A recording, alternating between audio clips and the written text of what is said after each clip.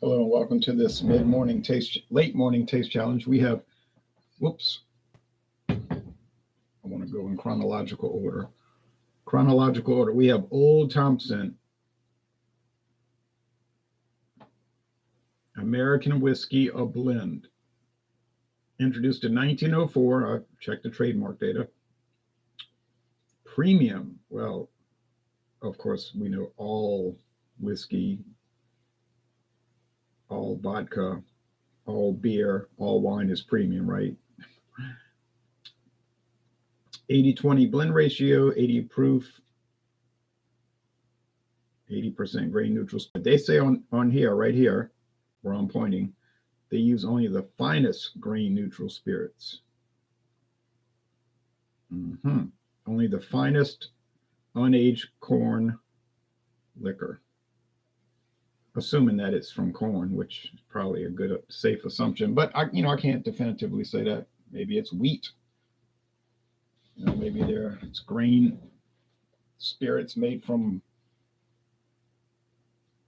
barley. I don't know, but you would think it's corn. But yeah, it has been a brand of blended whiskey since 1904, 119 years ago. Greetings, Earthling, says Beer Hounds. Greeting to you, Earthling Bill.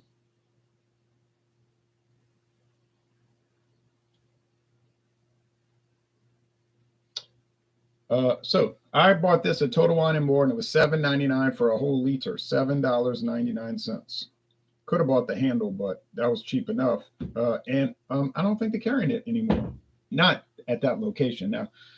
But Total Wine, you might go back the next time, and there it is again. So you never know with those people. Okay. Here's one that I saw, a single bottle of Calvert Extra. I saw this single bottle. As soon as I saw this, I knew it was an old one, and I knew it was an older label. So I said, oh, that's an old one. And it was grimy. I mean, really grimy, disgusting, and covered with dust. Why it was setting out there, I don't know. Maybe they were unpacking boxes and they left it there and had forgot about it. It wasn't on the regular shelf with the other whiskeys. So I thought, what in the world is this artifact? And I examined it, and it says 100% blended whiskey. Come to find out, yes, it is all whiskey. There's no grain neutral spirits. It's a pure whiskey blend. I didn't say it was good whiskey. It's just pure whiskey. Okay, so I brought it to the counter. I said, can you check the price on this? I figured it wasn't going to scan. She scanned it. Came up $8.99. Said, I'll buy it. So I had a feeling I could come home and get some very warm water, nearly hot water, and some soap, and carefully wash it down and make it look presentable, which I did. I was impressed. But it's pretty rough around the edges, and although it came out all right, and I think it's from 1995, just because there's an imprint in the glass that says 95. Then there's a B, which probably stands for Beam, or could stand for the bottling company, like Ball. They make cans, Ball. They might make bottles also. I don't know. Then there's 9935, a space 9935, and then another space 20. I really don't know what those codes mean. But that's a guess that it's from 95. Well, I know one thing. It's not previous to 91. It can't be older than 1991, and it can't be newer than 2015, because Calvert Extra, the brand Calvert Extra, was owned by the Beam Company, Jim Beam Company, from 1991 when Seagram sold it to them until 2015 when they turned around and sold it to Luxco, who makes it today, or at least owns it. They bottle it in Missouri today. Calvert Extra was introduced by the Joseph Seagram's company in 1963, although they sold it and the bottle said Calvert Distilling of Baltimore, Maryland. But it was owned by Seagram's. It was just they used a lot of alias names like General Wine and Spirits and other stuff. So Here, the old Thompson says Glenmore Distilling. It is Glenmore Distilleries. You say, but does anybody own that? Yeah, it says right here. We love to hear from our customers, Sazerac.com. They don't list it on their website, but it's a Sazerac brand. They bought Glenmore years ago.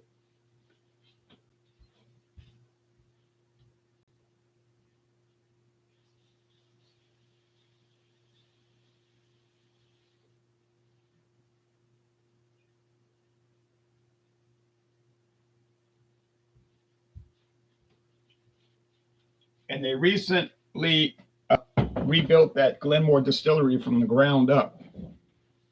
It's a whole new distillery, really. And they showed photos of before and after. Before, when it was shut down, it was a wreck.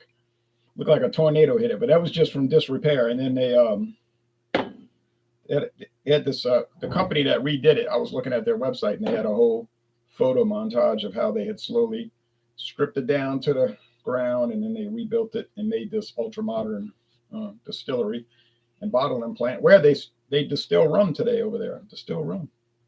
That's why a lot of the Sazerac rums used to say Caribbean silver or Caribbean gold rum, and now it says Caribbean style gold rum. If you look at a lot of the Sazerac rum, it'll say Caribbean style gold rum, or it'll say distilled in the Caribbean tradition. But then if you look at the bottle carefully, it'll tell you that it's actually produced in Kentucky. And nothing says rum like Kentucky, right? But it's the truth. Okay, I haven't tried any of that Kentucky produced rum yet, although I have some bottles unopened at this point. Beerhound says Nanu Nanu Ron, laughing out loud, bare feet nice. Yeah, well, it's warm, so I'm not gonna wear socks in this warm environment unless I have to, like to go walking or something, or go to the store or whatever. I'm not like some of these modern people who go to the store in pajamas and slippers.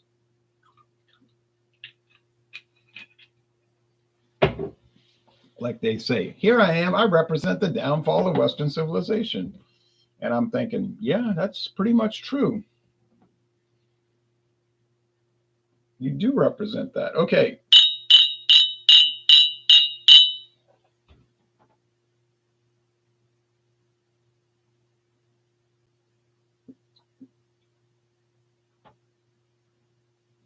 Yeah, they're both golden. Not much difference in appearance, honestly. Clear gold, so amber gold, honey color. It's hard to say.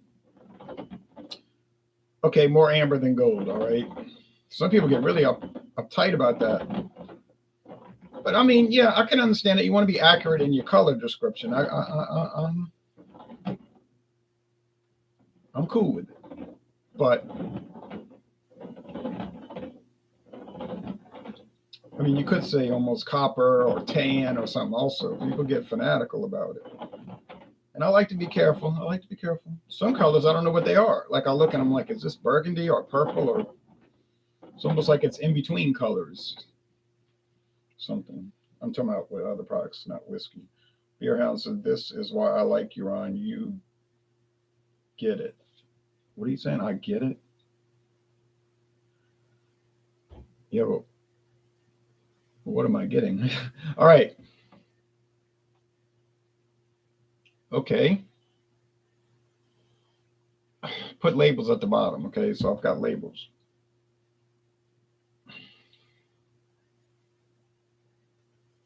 Like I got a letter C, would make sense, right? Okay.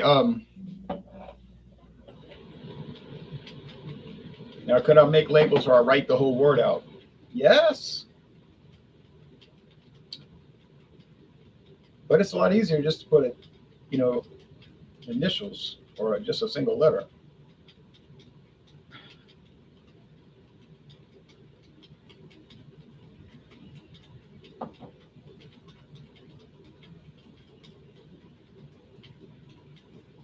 Now, what if it was Old Thompson and Old Overhaul? You put an O and an O.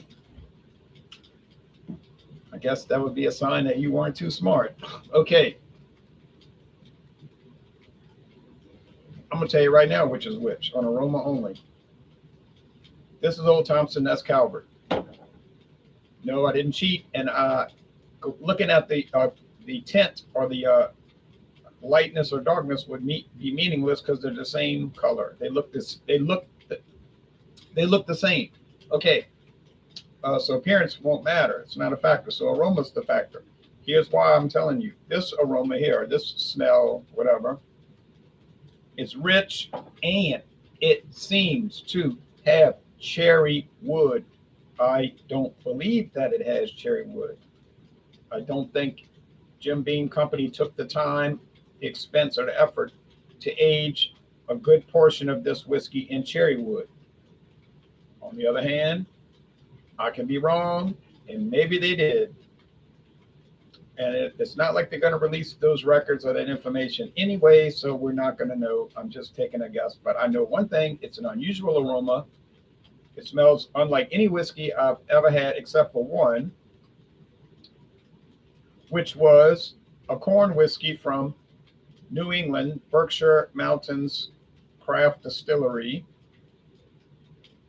And part of the straight corn whiskey was aged in cherry barrels, cherry wood.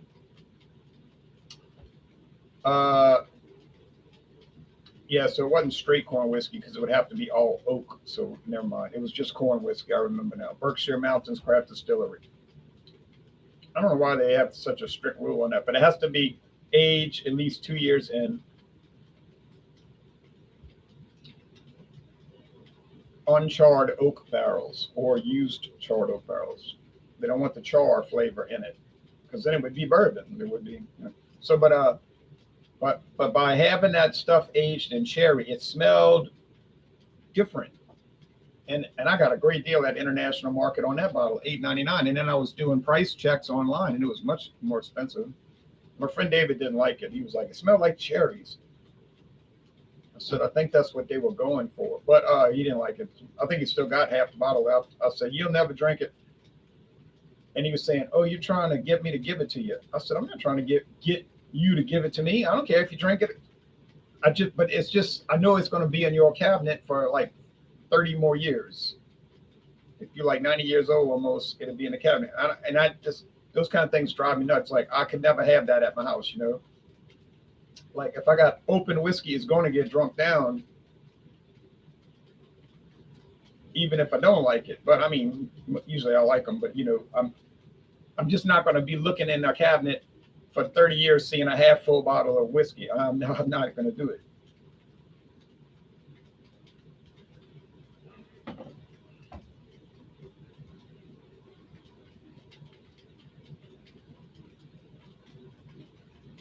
I like to give people stuff, but he bought that on his own. But what I'm saying is I like to give people things if they're going to use it. And I don't like to push stuff on people. Like, you want this? And if they say no, okay, I don't push it. Because, you know, I don't like people giving me things, honestly, because I don't really need anything. And, you know, like people will give me a book. I mean, if I wanted the book, I'd have bought it, you know, and they're like, oh, here's a book, The History of Brownstown, Rhode Island. I'm like, wow, that's something I really wanted to read. You know, I wouldn't say that to them. I'm thinking that, oh, Brownstown, Ohio, Rhode Island. Wow. And they're like, well, I know you like history. I'm like, oh, man. And I know they're going to ask me later, did you read it? Did you read it? What'd you think? What'd you think about that part where they built that drugstore? You know, they tore down the old drugstore and then they built a new one. And I'm like, yeah, that was something, you know, it was brand new, boy. 1971. And then all the people went in there and they were shopping and got their prescriptions, you know, and over the years, I've had people give me books like that I had no interest in reading.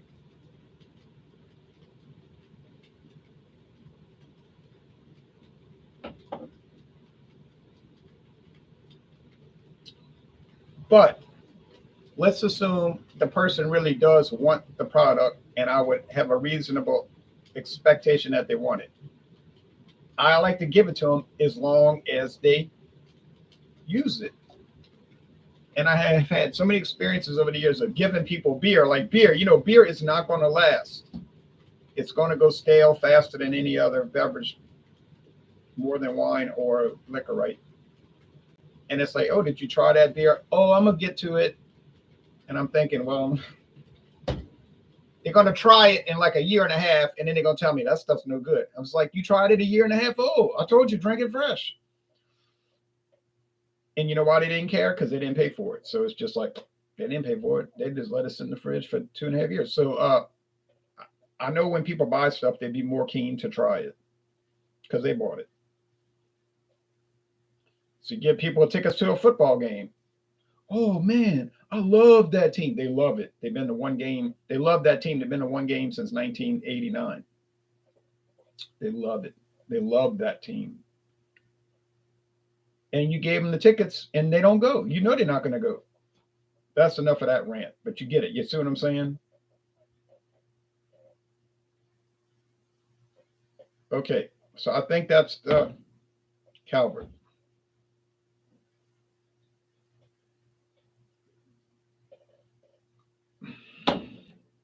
Does Old Thompson have anything worthwhile talking about? It has a few things worthwhile talking about.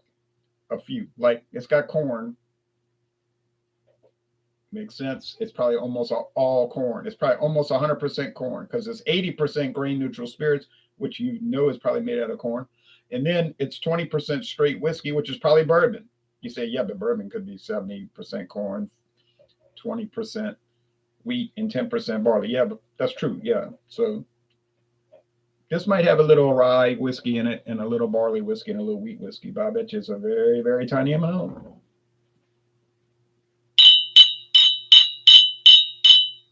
So does it smell like bourbon? Honestly, it doesn't smell like much of anything, but it has a shadow of a bourbon aroma. That's what these blended whiskeys smell like, a shadow of bourbon. And if you want a blended whiskey that tastes like bourbon more than any of the others, get Seagram 7 Crown. Seagram 7 Crown tastes like a bourbon. Mostly, sort of. Much more than the others. So if you gave a blind taste test of Seagram 7 Crown to somebody and you said, guess what this is? I would think that most people would think it was a bourbon and say, what kind of bourbon is that? Okay, so that's right. The rest, they might think, what is, like this Old Thompson, what is that? You know, that might be the response. Unless they really do a lot of tasting like I do. And they know all about styles and then they probably much easier. They might get it. That's a blended whiskey, you know. But the casual drinker, they could be perplexed. All right, taste. Could be and probably would be. Yeah, that's it. That's Calvert. I'm telling you right now, it's Calvert. Got it. Haha. Why? Because it's really sweet? No, because most whiskey I try taste sugary sweet. Most whiskeys I try taste like sugar water. To me, that's what they taste like. Maybe I'm real sensitive on sugar sweetness or whatever. That's what they taste like. And you might say, but the sugar is converted into alcohol. What's the matter with you? I don't know what's the matter with me, but I'm telling you, I taste sugar when I taste whiskey. It tastes like sugar water, okay? That's how I know I'm drinking it.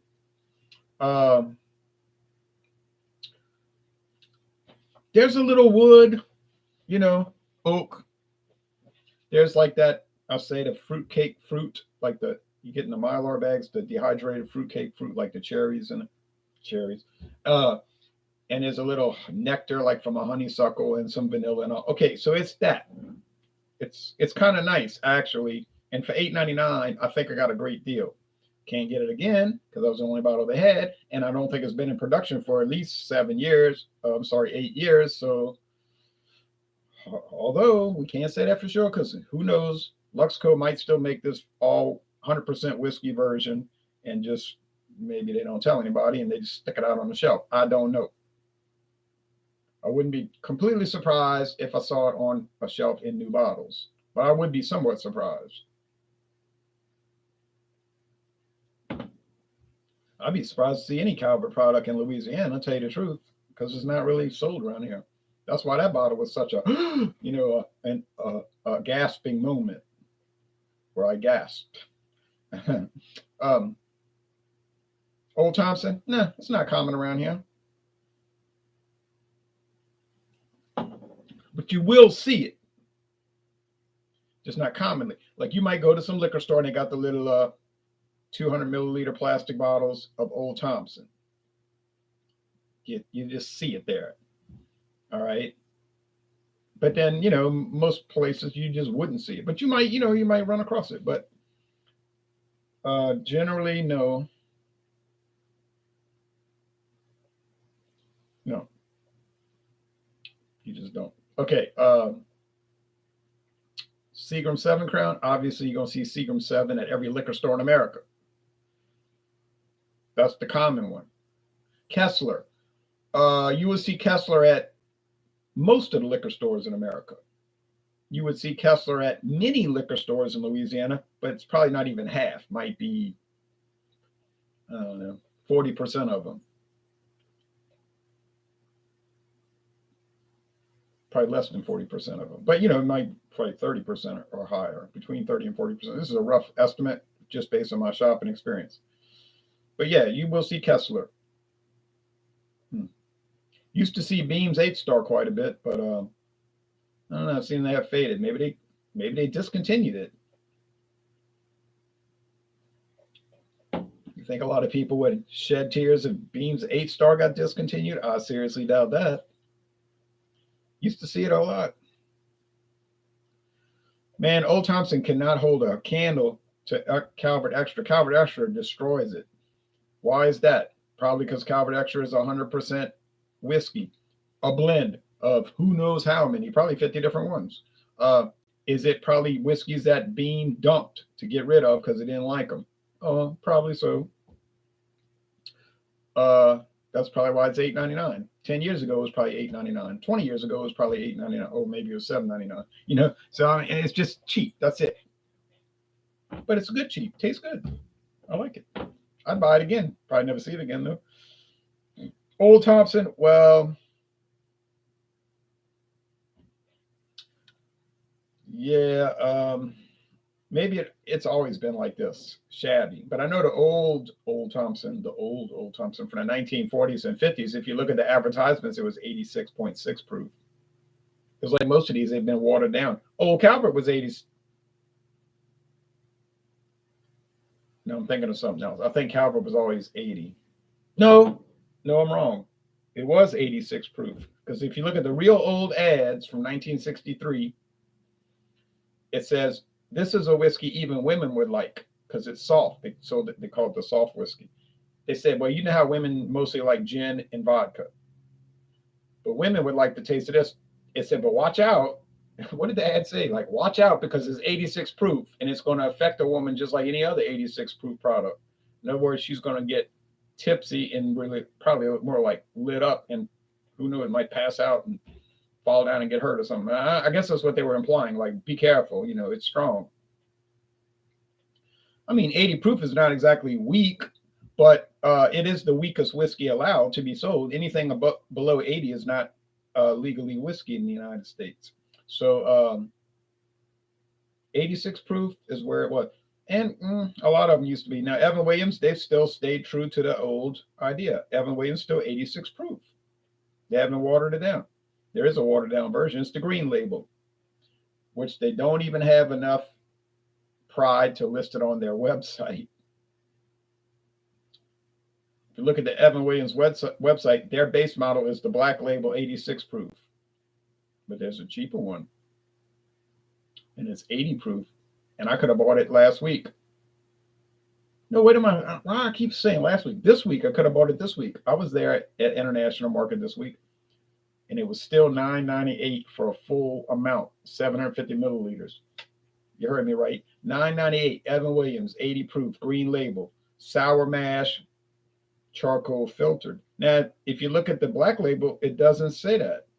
It doesn't say charcoal filtered. Don't think it says sour mash. I don't know. It's a weird recipe. Tastes good though. A lot better than this Old Thompson.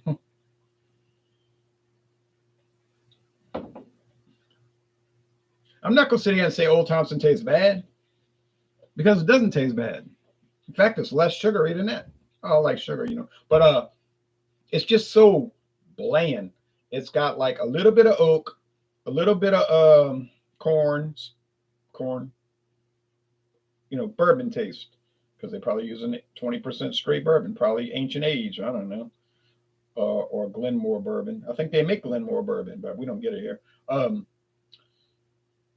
but mostly it's just like the grain spirits, corn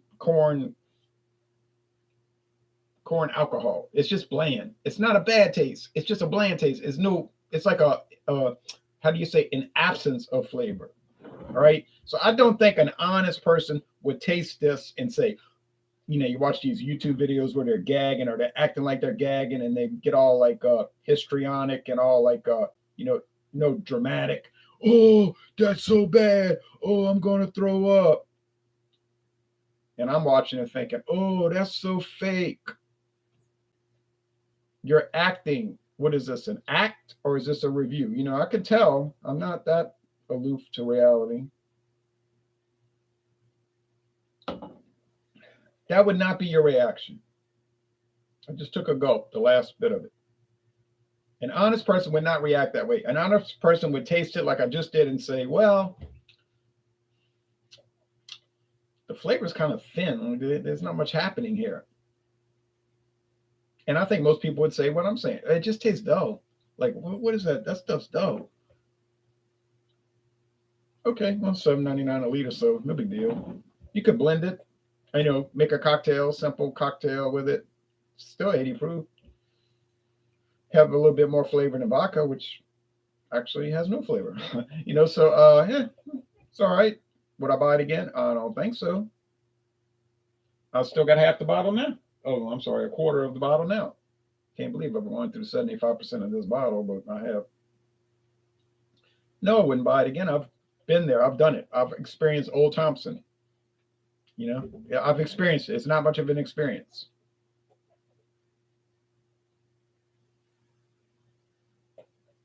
It's just, it exists. Now, but Old Calvert is an experience. It has something about it. I mean, Calvert Extra. I was thinking of Old Thompson. Calvert. I like that candy sweetness. It's like cherry. It's like cherry. Now I know what you're gonna say. They can add flavor into blended whiskey. I get that. I know that. I read the regulations more than I should. More than a normal person would. I realize that. I'm sorry, not that, but that. I did make straight A's in English when I went to college. But it's not a joke. It's actually true. But there's some. I don't think they're adding cherry flavoring to it. I don't believe that. I would not believe that unless I had proof of it. But there's something about it that's distinctive and unique. And I like distinctive and unique products. I really do. And you're probably the same way. You like distinctive and unique products. You say, yeah, but I want it to be good too. Some could taste bad and be distinctive and unique. That's true. You're right. But it doesn't taste bad. So if you find an old bottle like this, especially if you find it for $8.99, by golly, buy it. I mean, why not buy it? What have you lost? And more than likely, you're going to like it. Chances are you're probably going to like it. I ain't saying you're going to adore it, but you probably like it. All right, last of the comments. Ron, could you do the We the People a favor? Could I do We the People a favor? I could probably do them a favor. I don't know what the favor would be. Todd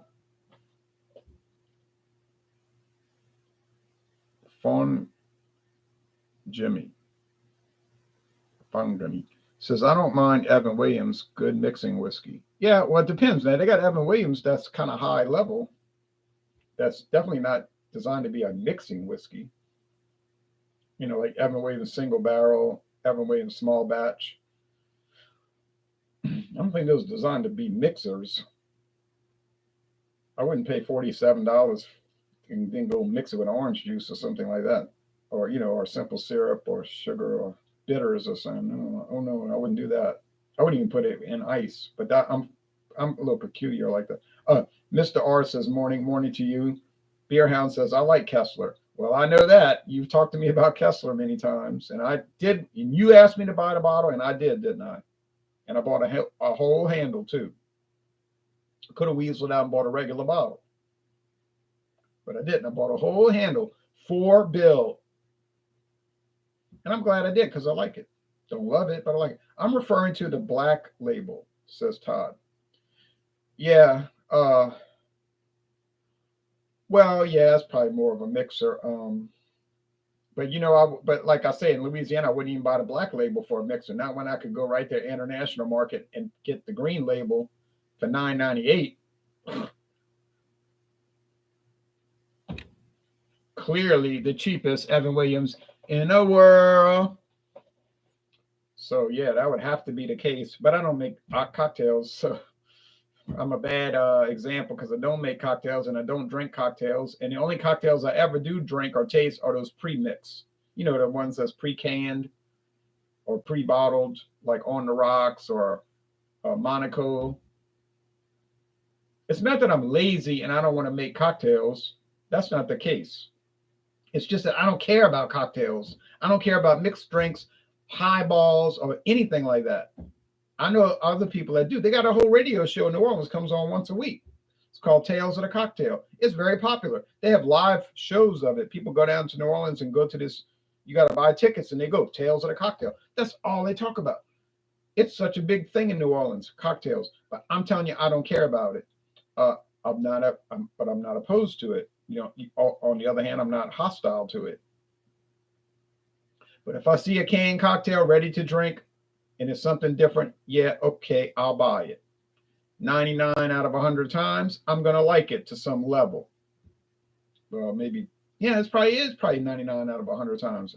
I don't think I've ever had 100 of them, but you know what I mean. No, I mean. So, yeah, they're fine. Are they great? You think they're great and they sold at the gas station? I don't think they're great. I'm paying about $8.99 for the black. $8.99? Hey, well, if you can find Evan Williams Black Label for $8.99, I got to give you credit for that, boy. You never see that in Louisiana. No. I do get that weird nutty note in Kessler. You also get, but I still like it. Yeah, it has a nutty thing, like sort of like peanuts, huh? Something. No, maybe not peanuts. Maybe walnuts. I don't know. Am I a purist? How can you ask me that question? Last night, what did I bring to Joker's Law Wednesday? I brought Steel Reserve Alloy Series Cherry Slushy. Do you really think a purist would drink Steel Reserve Alloy Series Cherry Slushy on air or even off air? Well, that's it, y'all. If you want to see what I bought the other day, let me know. But otherwise, I'm out of here. I could show you, but you probably don't care. But yeah, if you want to really go out on a limb, get the Steel Reserve 211 Alloy Series Cherry Slushy. That's the full name of it. 8%. Oh, man. Whoa. Okay, Todd, good to see you. All right, well, y'all take care and have a nice Thursday.